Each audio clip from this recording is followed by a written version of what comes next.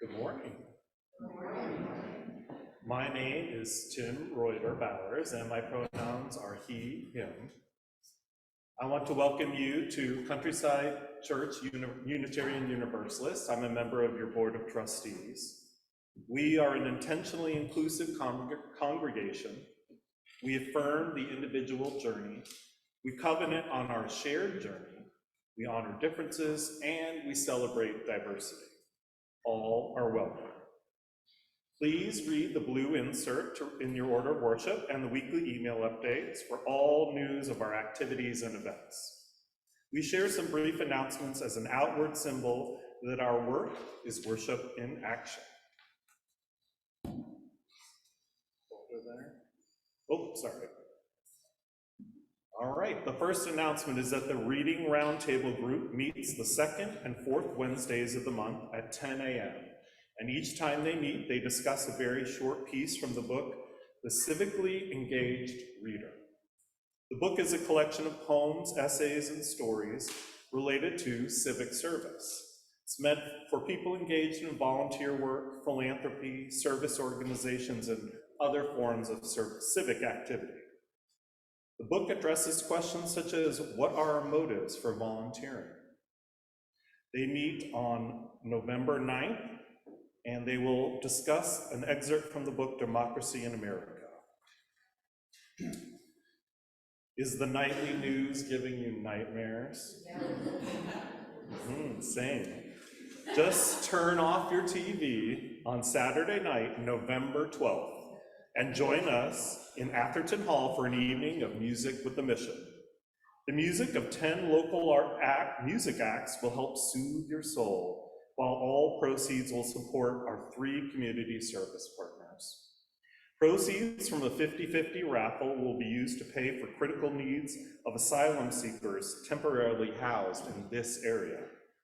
If you can't come on November 12th, you're still in luck. Raffle tickets will be sold after the next 3 services. We also would welcome a few more volunteers, so please stop by the table in Atherton Hall after the service if you're interested. And now Jeff would like to make an announcement. Yes, hi, I'm Jeff. To add a little bit more commentary to what Tim just said with the announcement, this thing, Music with a Mission, we've been doing it for 10 years. By a show of hands, who's ever been there before?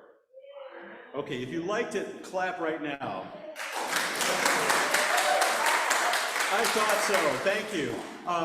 Members, I want to make members both on Zoom and also here in the sanctuary. I want you to know that this is one opportunity a year that you get to bring your friends and family in to this building and let them experience what we cherish so much, right? This is an outreach thing. This is a way to help our outreach partners, yes, but it's also a way to reach out to the community, bring people into this building, into this community, and let them see what we're all about. So please, put it on your calendar, November 12th, bring yourselves, bring your friends, bring your family. Thank you.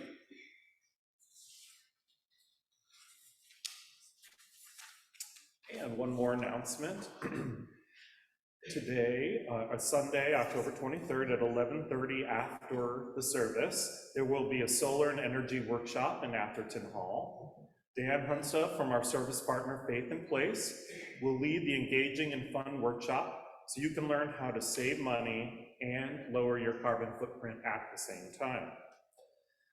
Even more so, this event is in part a mini grant where Faith in Place is giving us $10 per petition filled out. So please stop by and do so on your way out. Newcomers, visitors, friends, and members are all welcome at all events. Please stop by our greeters at the kinship table, just inside Atherton Hall if you're new. After this morning's service during fellowship, we would love to get to know more about you, and ask and answer any questions that you might have about CCUU. Again, we're glad that you decided to spend Sunday morning with us. And now I would like to invite my friend Nancy Frenk up to the podium for me, and we would like to just have a short discussion about the use of pronouns. I hope that you all were able to see our article in the Focus or in the e-newsletters, but if not, we just wanted to approach you today about why we're using our pronouns and why you all might consider doing the same. The idea of using our pronouns at CCUU started a long time ago. Our congregation has been working on how we welcome people for a long time. It is a tenet of our faith. And remember, we had an all-gender bathroom. Using appropriate pronouns is just a first step toward respecting people's gender identity and creating a more welcoming space for people of all genders. A consistent way that trans people's identities are invalidated is when they're treated separately, which is why having everyone use pronouns keeps us from singling out those who may be transgender or gender non-binary. We understand it makes some people uncomfortable. This is not a rule or a policy. This is just an invitation to do something more welcoming. Hi, I'm Nancy Frenk, and my pronouns are she, her. For most of modern history, mainstream forces have treated trans and gender non-conforming, non-binary people as freakish, deviant, mentally unwell, and criminal. The media has been a primary source for sensationalizing transgender people. This often results in social rejection, harassment, discrimination, and worse. We as people of faith are trying to follow what many corporations and growing churches are doing by helping Countryside to be a place that welcomes all of us who have felt like an outsider in one way or another. One way to do this is to make pronoun use common in the culture of the church. As we say every week, we are trying to strengthen the bonds of kinship among all people and to promote human dignity.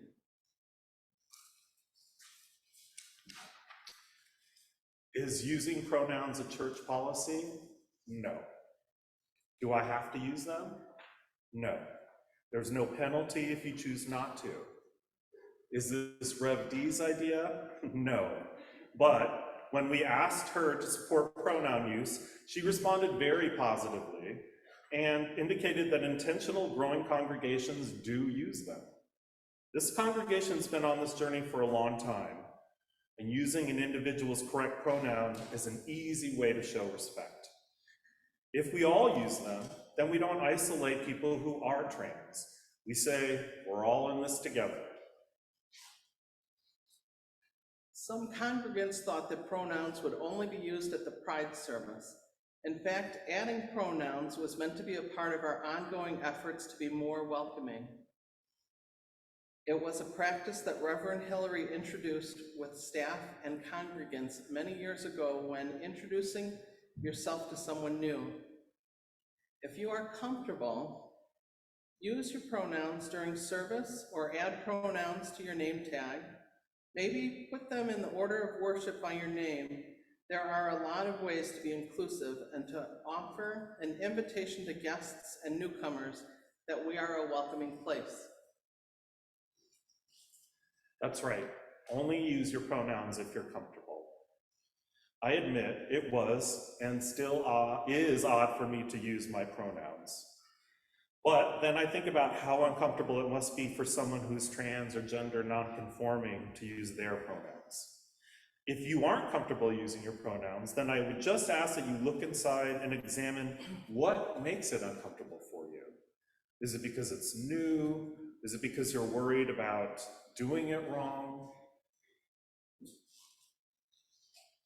These are all valid fears. Changing culture takes time. We also want to let you know that we will be offering more opportunities to learn and talk more in the coming months. I am hoping we can offer a class discovering more together. Education opens the door to better understanding and change. We want everyone to have a chance to ask questions. Please have a covenantal conversation with us, Tim and I, in Atherton Hall after the service if you would like to continue this conversation. We will have pronoun stickers to share if you would like to put one on your name tag. Our covenant and the interconnected web challenge us to have respectful conversations with curiosity and love. Thank you. Thank you.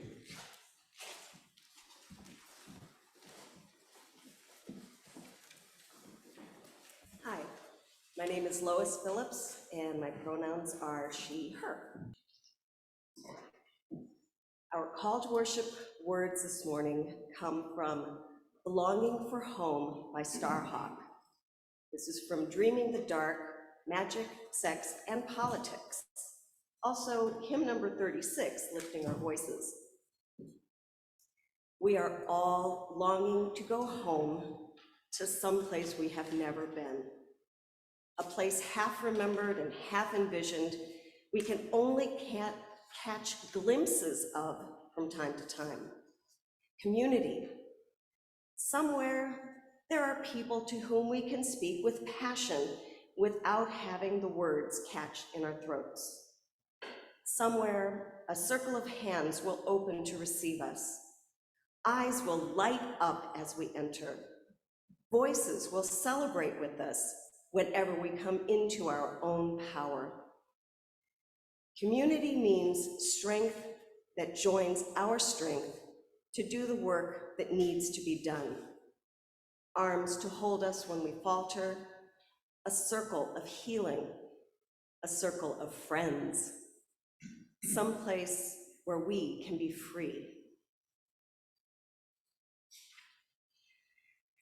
I would like to introduce our guest minister today, the Rev Pam Rumancik.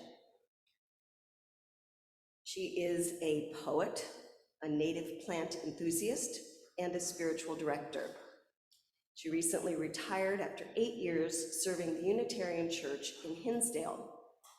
Her spiritual roots reach back to Catholicism, and she is an initiate into the Sufi tradition. These deep liturgical origins form her love of the arts as a vehicle for experiencing the holy. Pam's deepest commitments are to remembering the divine in each being and to finding ways to open conversations with folks who see the world differently. Originally from Lorain, Ohio, and she is the mother of 3 grown children and the wife of Reverend Karen Mooney. Pam and Karen live in Bull Valley, Illinois, share their home with 2 golden doodles named Parker and Ruthie, and spend a lot of time out in the garden. For our chalice lighting, we have the words of Thomas Berry. We bear the universe in our beings as the universe bears us in its being. The two have a total presence to each other and to that deep mystery out of which both the universe and ourselves have emerged. Please join me in reciting the covenant of our church. We unite to strengthen the bonds of kinship among all persons, to promote human dignity, and to increase reverence for life's creating, sustaining, and transforming power through worship, study, and service. Thank you. You may be seated.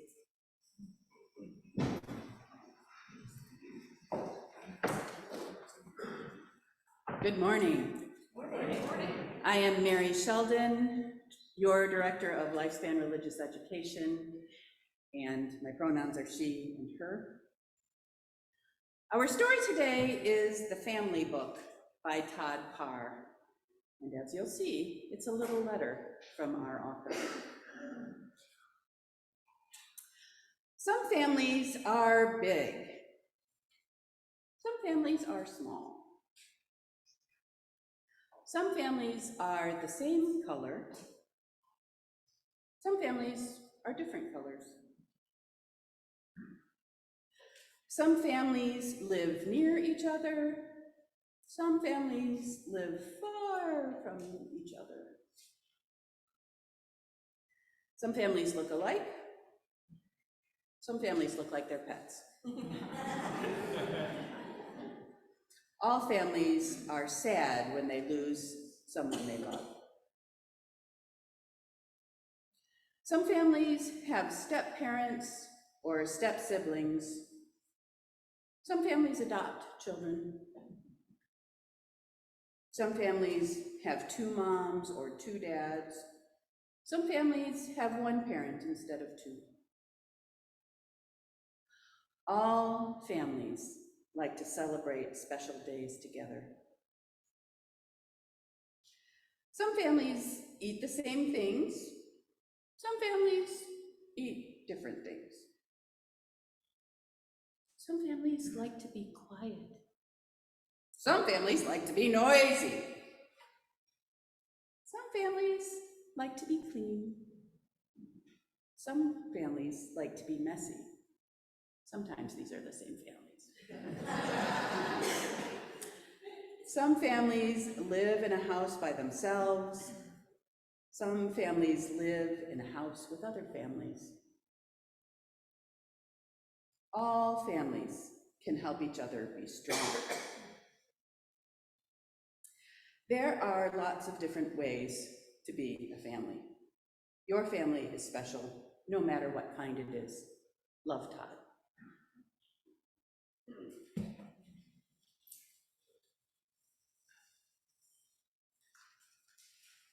Morning. I am Rev Pamela Rumancik, and my pronouns are she and theirs. It's so good to be with you this morning. I'm going to invite you now into a moment of stillness. I invite you to put your feet on the floor, settle into your chairs, allowing your shoulders to relax, down, down, down. Take a deep breath in. Oh, a releasing breath out. Ah.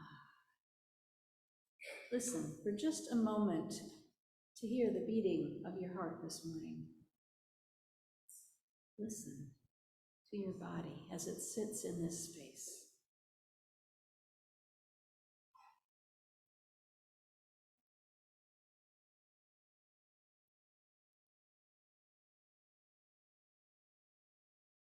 I'm going to share with you a reading by Margaret Wolff called In Sweet Company. And when we hit the end of the words, I'm just going to invite us to sit for just a few more moments of silence, and then we'll let the choir lift us out of that reflective time. We sit together, and I tell you things, silent, unborn, naked things that only my God has heard me say. You do not cluck your tongue at me, or roll your eyes, or split my heart into 1,000,000 pieces. You do not turn away because you cannot bear to see your own unclaimed light shining in my eyes. You stay with me in the dark. You urge me into being. You make room in your heart for mine. You rejoice in my joy. And through it all, you stand unbound by everything but that still small voice within you. I see my future self in you, just enough to risk, moving beyond the familiar, just enough to leave the familiar in the past where it belongs. I breathe you in and I breathe you out in one luxurious and contented sigh. In sweet company, I am home at last.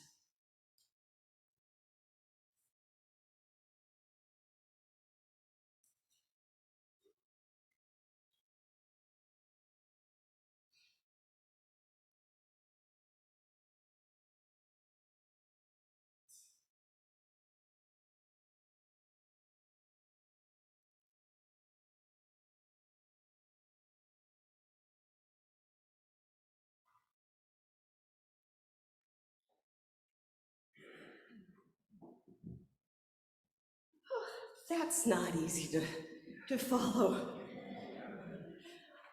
Our first reading is Star Breath by Joyce Rupp.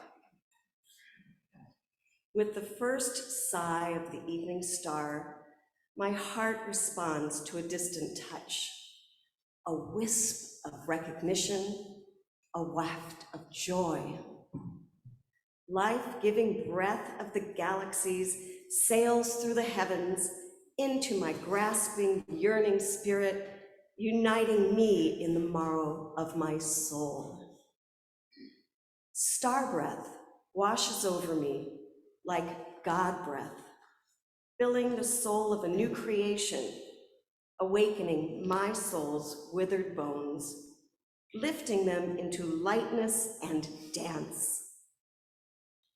I open my small, isolated self to the stars and am once again healed of my disparity, the falsehood of my separate identity. Our second reading comes from A Closed and Common Orbit by Becky Chambers. Life is terrifying. None of us have a rule book. None of us knows what we're doing here. So the easiest way to stare reality in the face and to not utterly lose yourself is to believe that you have control over it. If you believe you have control, then you believe you're at the top.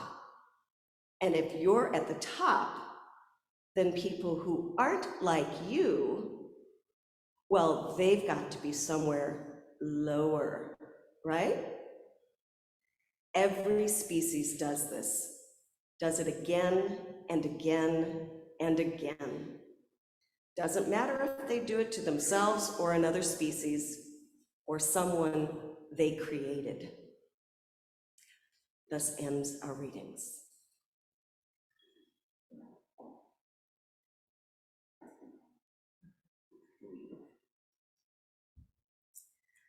My wife and I listened to this book, A Small Angry Planet. You can put the slide up there. This summer, as we drove across country to attend our daughter's wedding. The book by Becky Chambers made us laugh out loud, and it also made us cry. It was a fabulous summer read. Roughly, it's the story of a crew of a spaceship called the Wayfarer. And they're a cast of aliens. And their whole job is to cut holes through the curves of space, so that just to improve that they could get to one side of space to the other quickly through the galactic community. It's not a fancy explorer ship. It's just like a road work crew who spend their whole lives in this scrapped, put together ship. We're doing run-of-the-mill work and getting paid, okay, this is the group. But the story is told from Rosemary's perspective. She's a human, and she's in a landscape where humans are just this small remnant of all the species out there, and they're the few people that escaped the planet Earth before it became uninhabitable. So the ship includes a human captain named Ashby, 2 human techs called Kizzy and Jenks, Syssix, who's an andrisk, kind of the reptilian person, and then there's a cyanot pair, which is one person that refers to themselves in plural, and a grum named Dr. Shep. And then finally, the AI who takes care of the ship, her name is Lovey, and she's definitely a character in the book. I loved this story because it opened up different ways of seeing things that you don't usually see, and I think that's what good sci-fi does for us, doesn't it? We watched Chambers' descriptions of how all these people interacted in very different ways.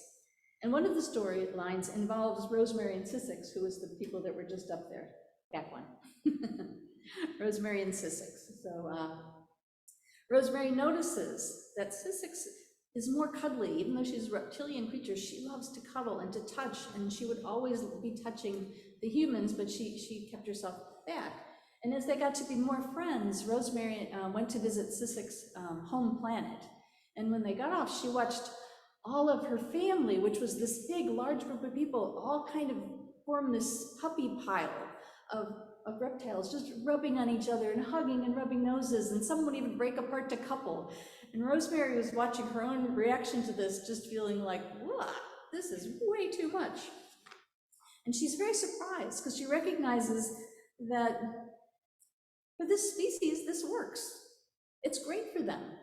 And it starts to get Rosemary thinking how sterile and antiseptic it must feel on the ship for poor Sussex, with all these other beings that don't touch and snuggle and get together like she does. So she wonders how she can offer some way to adjust her own comfort levels to support her friend. And they end up having some really deep, interesting conversations about what they can do and how they can bridge those expectations and needs so they can deepen their friendship in ways that feeds both of them. Rosemary doesn't stop being human, but she does adjust her behavior in order to be more welcoming to somebody else. There's a story of two fish swimming along, and an older fish comes by and says, "How's the water, boys?" and keeps going. And the two fish keep swimming for a few moments, and then one finally looks at the other and says, "What the heck is water?" Many of us exist without even being aware of the water that we're in. And it often takes input from something outside to be able to see what's been there all along. This church is in a particular moment. You're all in an interim between, an in-between time. And that God gives you the space to pause and to look with new eyes, to discard things which no longer serve you, to maybe open up ways to be different in the world. Because we all know the only thing permanent is change, and you're in the midst of it. It's hard to see that water. I have to tell you, I grew up in a Catholic community in Lorain, Ohio, and I never suspected that I could be queer until I was in my 40s. It wasn't within my range of options, so I never saw it. I honestly thought they used beautiful women in all the advertising because everybody was attracted to beautiful women. And the crush I had on my jazzercise instructors, well, that was normal within the range of heterosexual behavior, right? Or maybe not. And even when I opened my eyes enough to go to seminary, I still didn't see what I didn't see. When I was just had signed up, we had an intern at my home church, and she learned that I had been accepted to Meadville Lombard, and so she invited me to go out to dinner with some of her friends that were all seminarians. It was very exciting, and I was really nervous, and especially as I realized that I was the only person that was straight with all these gay people. I was acutely aware of how different I was, so I thought. In a room full of queer people, I knew what it finally felt to be like to be in the minority. But when I mentioned this to the intern, she kind of stared at me like I had three heads. It was just a room full of people. I'm still embarrassed by that memory. In fact, I had buried it for so long, it just came up in writing the sermon. Because it realized that how much I had othered the other people in the room. That I was bringing something with me that did not exist. It's hard to see the water in our bowls. Reverend Denise asked me to come and talk about welcoming, and it's the staple of the interim process. I've given a bunch of them in the past. And it's often some version of reminding ourselves to open up to seeing the world in different ways and to live in alignment with our principles. And there's always a little bit of guilt thrown in there, you know. If you say who you are, you should do this. But you know what? This vision has been being preached in union churches for 30, 40, maybe 50 years. And Sunday mornings are still the most segregated hour of the week. And it's not because we're bad people. And it's not because we haven't tried. Lord knows we've tried. And it's not because we don't value diversity in the abstract. But I think maybe it's because we start at the wrong end. We start thinking that we have to get other people into our pews. And too many times we push for diversity with having no idea what it's really going to ask of us. We want people with different shades or different abilities. We want people who have different pronouns or in some way we other. And what we really want them is to fit into exactly as we are now, so we can all stay comfortable. We have a longing as humans for comfort, for a feeling of belonging, for being seen and welcomed. Even if we have to give up a little bit of ourselves to be there. And the question in that is, how much should we have to give up in order to be part of community? At my first UU church, there was this huge culture of classical music, and I was more of a bluegrass girl. But I would nod as people went on enthusiastically about some piece of music that I thought was kind of meh. And I did my best to pass and to find to fit in with this group of seekers because they aligned with my spiritual journey. So if our music wasn't all the same, that was okay. And that's normal to some extent, because we do give and take in order to be part of community. It's kind of boring to all be the same. But there's a limit on how much anyone should have to give up of their whole self in order to fit in. Often UUs want to be cool. We want to look like we're diverse when people look from the outside. But we also want church to feel comfortable and home and like it's always been. Please join us, but don't expect that we're going to change. I've wrestled with this at previous churches, the way newcomers, sometimes people of color, sometimes people of different abilities, are surrounded and welcomed and said, come, come, come, come, please stay, join us. Please join us, because it'll make us feel better about ourselves. But some people come and they're willing to give up a big chunk of themselves to fit in because this belonging to a set of seekers is okay. And some people only come for a time or two, and then they realize there isn't room for the whole of them, and they move along. I mean, I had to become a minister in order to get bluegrass played at my services. What's going on in all of this? Why is it so difficult to create a wide community we say we want? The next one is a picture of Bayo. The next picture can come up. Academic and poet Bayo Akomolafe describes a new way of seeing. I loved him. As soon as I found him, I've been very excited because he's known for saying, the times are urgent, let us slow down. The times are urgent. We can feel that. Let us slow down. He describes his work as post-activism, decolonialization, and transracial. Aren't those fun academic $10 words, maybe $50 words, inflation? But he comes out of Nigeria, and Akomolafe sees whiteness and blackness different than we usually think about them. Because he says whiteness is a field, a perspective, a way of being in the world that flattens out difference, that takes away the rich contours of life and kind of makes everybody be able to feel that life is safe and controllable. It's kind of that melting pot where all of our diversity of all of our cultures go into it, and you all come out looking kind of bland and the same. It's about believing that if we control life enough, we can feel comfortable all the time. And it holds within it a judgment of difference, of anything that might interrupt this promise of comfort and sanctuary. Becky Chambers wrote, if you believe you have control, then you believe you're on top. And if you're on top, then the people who aren't like you, they've got to be somewhat lower, right? That's how whiteness looks at the world. And he describes blackness as a field resisting flattening. Blackness pushes for the fullness of life, for all the emotions, not just the easy ones. It's an acknowledgement that life is hard. And no matter what the advertisers promise us, it's gonna be hard for every single human at some point in their life.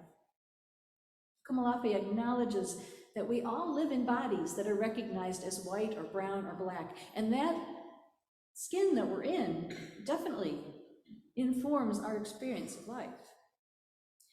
But whatever bodies we're in, we also can be part of either the field of whiteness or the field of blackness, the field of the illusion of control or the field of resistance. So whiteness is the lie that says if we're all just good enough, if we just follow the rules, if we just know the right people, drive the right car, own the right stuff, we can control our lives and always feel comfortable. Everyone in this country is born into one of those fields. The whiteness is the default, even if it means you have to code shift and act white or act black to fit in.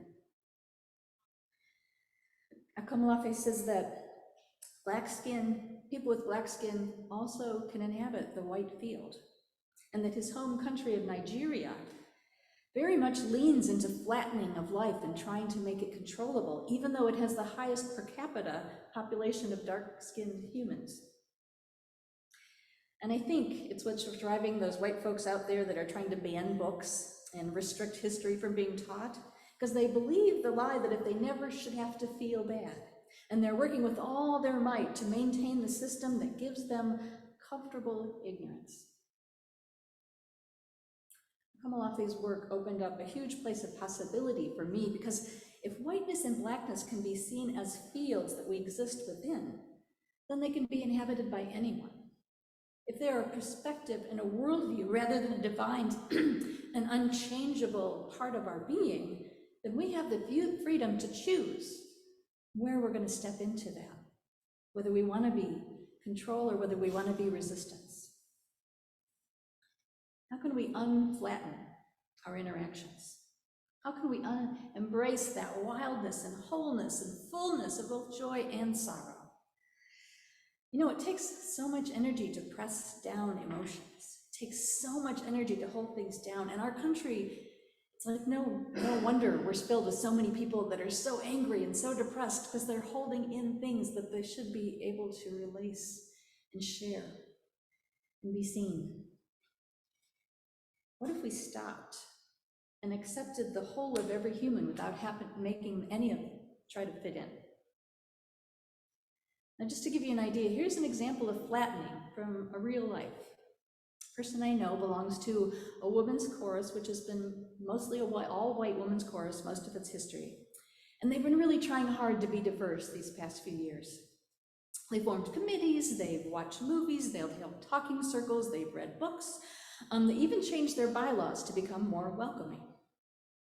And they made some progress. They had a few women of color join and stick, which in the past they would join and leave. And they've had a few people that have stayed for a couple years. And they've expanded their range of songs, so they make sure they sing some songs written by women of color. But at a recent rehearsal, the conductor wanted the choir to go off book and to follow her as she led them through the song. It was a song written by a woman of color, and she wanted to give it life and to break it out of the tightly controlled rhythm that was written on the page.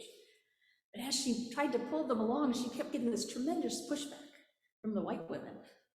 One even stood up and shamed her because the one measure was not following the correct rhythm. And it was so much that she threw in the towel and said, "Fine, we'll do it as written." But afterwards, she realized that when she had been looking out, the black women in the chorus had been supporting her and saying, "No, do it. No, let's go this way." Whiteness at work in that chorus expected the rules to be followed and refused to let any wiggle room in to the written notation. Blackness resisted. Blackness wanted to bring in some freedom and some joy at the expense of maybe doing things right. What you are is what you choose. And you're at a place where you can decide what you're going to choose here. You have an opportunity to shift perspectives, to step into discomfort, to open alternative ways of being and doing church together. But you have to decide if it's something you want to do. That's the crux of the problem. Because it's not about being extra welcoming to people so they'll come in. It's not about wanting people to fit into what is already here. It's about how you're going to live within that field of whiteness and look at it, what it how it expresses itself, what it demands, and its false promises of safety that are here. It's about freeing current members from the shoulds that keep everything calm and expected, and what's supposed to happen. I have a theory that the reason so many white people love Black music is because it's a music that lets go. Jazz doesn't follow the rules. Hip hop goes places we didn't want to go. And it's a way to step into that joy of being alive and then step back into your safe white existence. But what if our congregations stopped worrying about how many different skin tones or levels of ability or levels of gender we have within us? What if we stopped thinking about that? What if we start building a space where whatever you are, the whole of who you are is welcome?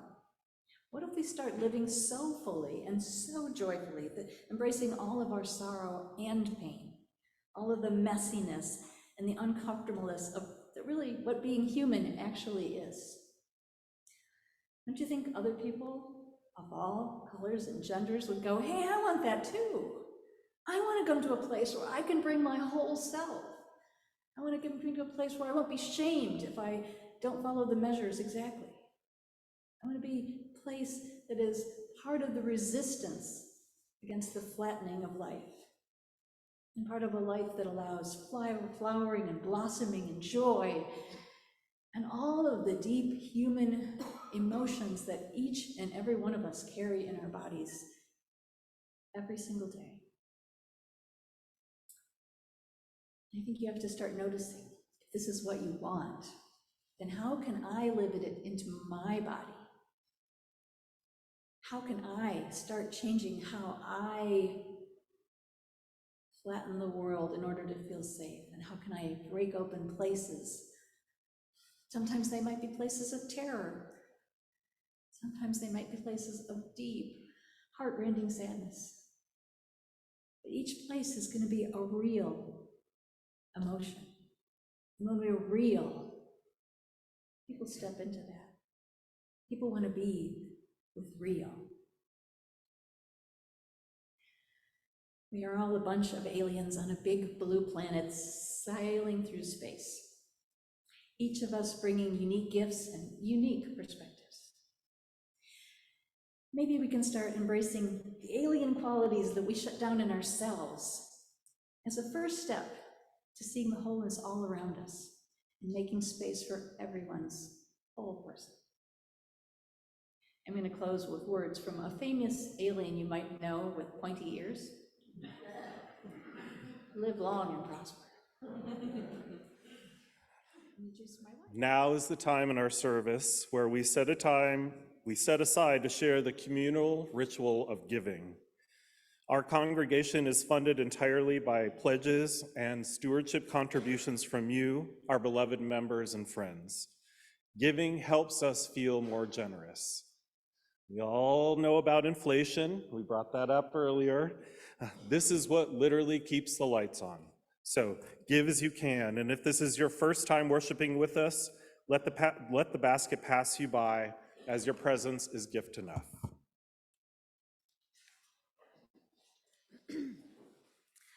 Our closing words are again by Becky Chambers. All you can do, Rosemary, all any of us can do, is to work to be something positive instead. That is a choice every sapient must make every day of their lives. The universe is what we make of it. It's up to you to decide what part you will play. Thus ends the reading. Please join us in singing our closing hymn, which is number 1064 in the Blue Hymnals, Blue Boat Home. We extinguish this flame, but not the light of its truth, the warmth of its community, nor the fire of its commitment. We carry these in our hearts and share them with all the world.